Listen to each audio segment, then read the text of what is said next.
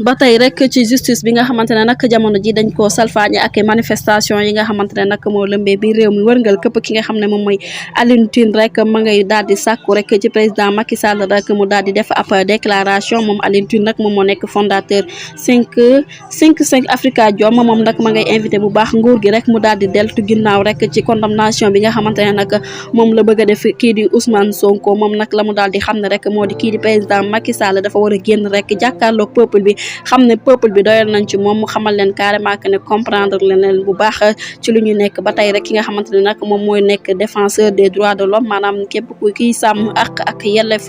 doomu aadama ma ngay sàkku rek jàmm dellusiwaat ci biir réew mi waaye tamit di wax peuple bi ne ñoom ñëpp comprendre nañ leen ndax ins bi dañoo doyal sëkk ci nguur ko Macky Sall ba tey jii rek ñuy wax ak yow kii di Macky Sall nag mi ngi ci ak parti pataaral gu métti métti ba léegi rek génnul def benn déclaration boo xamante ne rek war naa war a mën a dellusiwaat jàmm ci wërngal